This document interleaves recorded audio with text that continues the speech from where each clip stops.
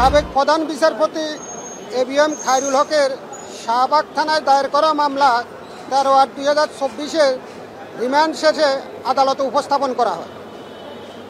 আমি এবিএম খায়রুল হকের পক্ষে একটি জামিনের আবেদন দিয়ে শুনানির অনুমতি প্রার্থনা করি, কিন্তু আদালত আমার জামিনের আবেদনটা শুনানি করতে আমাকে সুযোগ না দিয়ে আদালত বলেছে যে আপনি আজকে ফুটআপ দেন, যথারীতি এটা শুনানি হবে।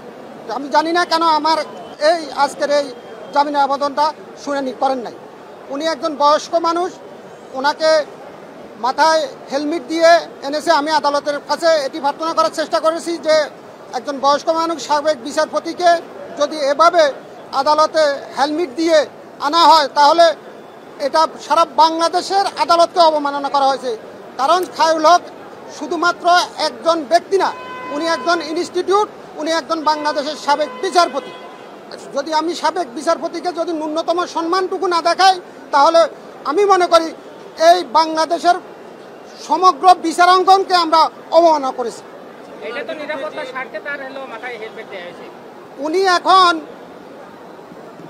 রাষ্ট্রীয় নিরাপত্তাতে আছে। একটা রাষ্ট্র যদি ওনাকে নিরাপত্তা নাই দিতে পারে, একজন প্রধান বিচারপতিকে নিরাপত্তা না দিতে পারে, একজন প্রধান বিচারপতিকে নিরাপত্তার জন্য যদি হেলমেট পরাইতে হয় তাহলে রাষ্ট্রের আমি মনে করি এটা ব্যর্থতা, এটা নিরাপত্তা না। ওনার বিরুদ্ধে যে বিভিন্ন অভিযোগ আনা হয়েছে, রায় জালিয়াতি সহ বিভিন্ন যে অভিযোগ, সেই প্রেক্ষিতে গতদিন উনি বলেছিলেন যে দ্যাটস নট ট্রু। এই বিষয়ে আপনাদের কি?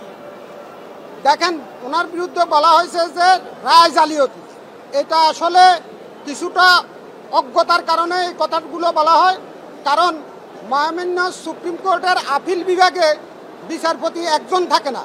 একজন বিচারপতির পক্ষে কোনো অবস্থায় জাজমেন্ট দেওয়া সম্ভব না, ওখানে মেজরিটির ভিত্তিতে জাজমেন্ট দেওয়া হয়। সুতরাং উনি এককভাবে কোনো জাজমেন্ট দেয় নাই, ওনার বিরুদ্ধে এই ধরনের এলিগেশন আনার আইনগত কোনো সুযোগ নাই। তাছাড়া বাংলাদেশে যদি সংবিধান অনুযায়ী আপিলেট ডিভিশন যদি কোনো জাজমেন্ট দিয়ে থাকে তাহলে ওই জাজমেন্টের বিরুদ্ধে যদি কেউ সংক্ষিপ্ত হয়ে থাকে তাহলে উনি রিভিউ করার সুযোগ আছে। যেখানে রিভিউ করার সুযোগ রয়েছে সেখানে এইভাবে একটা ক্রিমিনাল মামলা কোনো অবস্থাতেই করা যায় না, ক্রিমিনাল মামলা চলে না।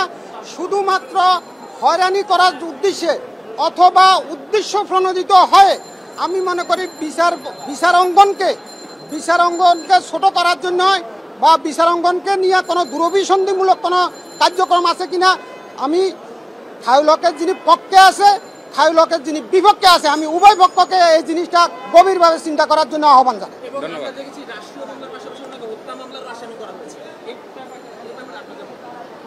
দেখেন, হত্যা মামলাটা সেটা আমি শুনানিতে বলেছিলাম, যখন ওনার বিরুদ্ধে যে হত্যা মামলাটার অভিযোগ আনা হয়েছে বা হত্যা মামলাটা দায়ের করা হয়েছে তখন উনি 24 ঘন্টা অর্থাৎ 24 আওয়ার্স পুলিশ পাহারার মধ্যে থাকতেন। উনি বাসা থেকে বাইরে হলেও পুলিশ নিয়ে বাইরে হতে হতো, অর্থাৎ উনি কোনো অবস্থায় পুলিশ ছাড়া কোনো দিকে মুভ করার সুযোগ ছিল না।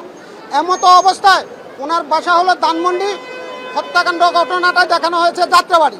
এখন পুলিশ পাহারা ব্যতীত উনি ওইখানে যাওয়াটা অসম্ভব ছিল বলে আপাতত দৃষ্টিতে, প্রাথমিক দৃষ্টিতে এই মামলাটা ওনাকে শুধুমাত্র হয়রানি করার জন্য